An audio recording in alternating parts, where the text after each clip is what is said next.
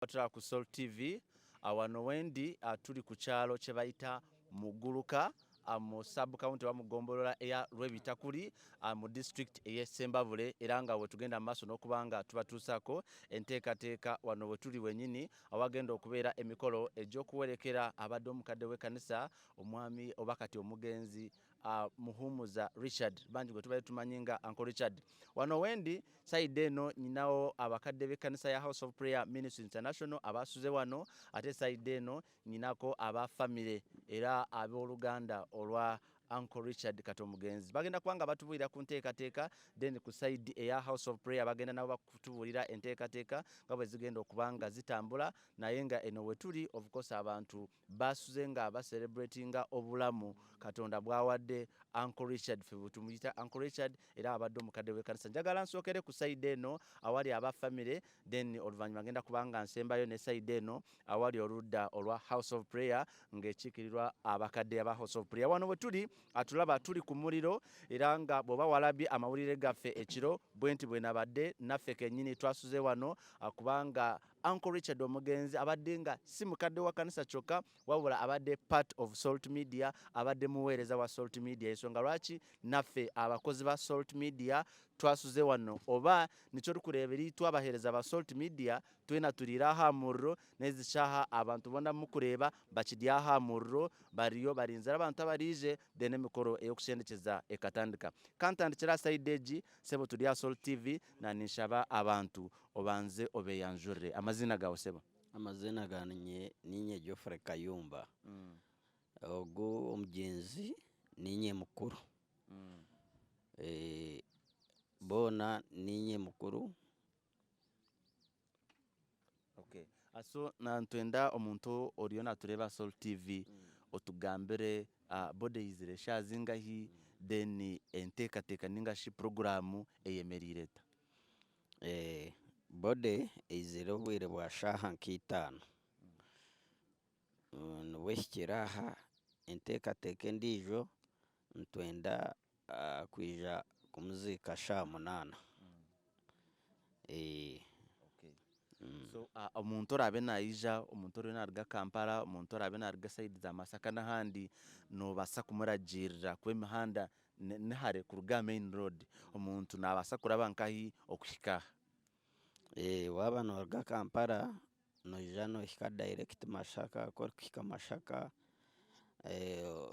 oza nk'orikuza mbarra kuhika aha omumaisho nibaheta Kyabakuza oija obuza omuhanda gukuza eri Ebitakuri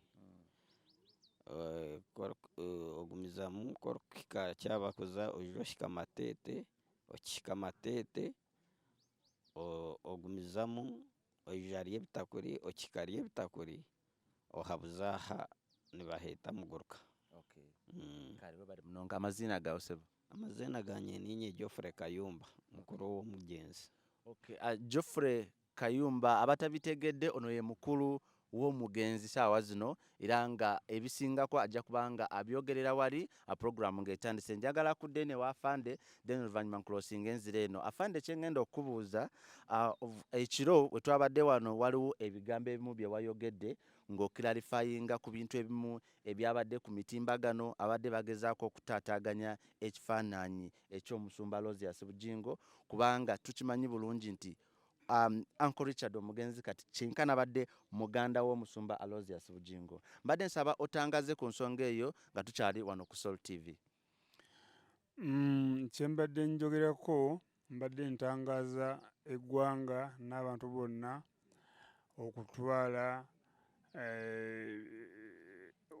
nga tebamanyi bamala agwogera nga tebamanyi ekiriwo kubanga ekiriwo oli yafunye accident entuuko ye netuuka naye ku side ya pastor tetumuyinaako obuzibu nga family entuuko ye yatuuse oli n'ava mu nsi n'afa kubanga yabadde mwana waffe muganda waffe ate ne pastor Bugingo mu family era muzadde waffe pastor waffe.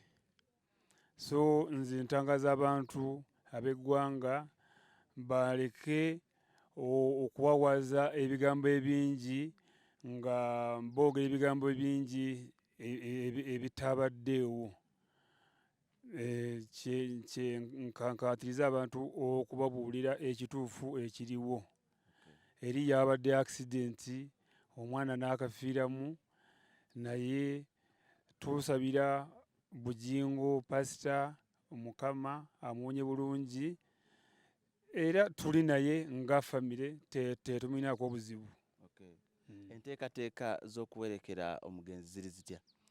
Enteekateeka z'okwerekera omugenzi era kwe tuli mu kuorganizinga essaawa ezinatuuka ez'okwerekera omugenzi nga saa 8 ze saa 8. Tusiima n'abatusuuziza wano nga chachi n'abantu abalala abatuuze n'abajja baganda baffe ab'eŋŋanda bonna n'emikwano abatuyambyeko abatukwasizzaako ne batukwatirako. Tubeebaza nnyo nnyo nnyo nnyo ekitalina nsusu. Nga tusembayo njagala kudda katono eno naye tutubulidde amannya ate omugenzi omuyita. Omugenzi muganda wange, amannya bampita Kato Wilson, muganda wange. Kale tweyanziza, njagala kumaliriza nga nzirayo, njagala kubanga njogerako n'omukadde w'ekkanisa then tuddeyo mu studio. Omukadde w'ekkanisa ku lw'ekkanisa enteekateeka ziri zitya? Mwasuze wano abantu briefly babuulire tuddeyo mu studio. Sooke n'amannya. Nze amannya Deo Matsanga Elder, era tunnyolodda nnyo nnyo nnyo nnyo ku lw'omuganda waffe, kuba emyaka gye tubadde naye gisukka mu 10, Richard abadde mpagi y'amaanyi ku chachi nga Elder.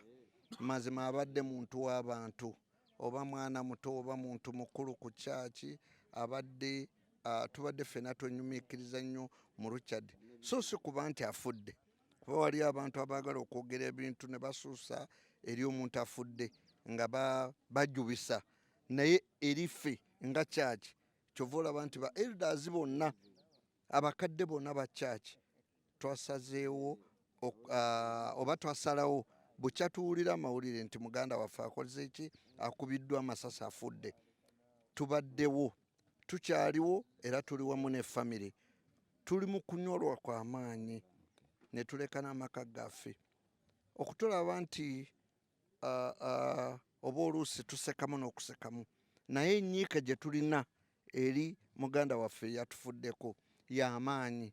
Naye tunetwebaza Mukama ekyensusu nti babiri bombi singa bafudde kyandibadde kitya.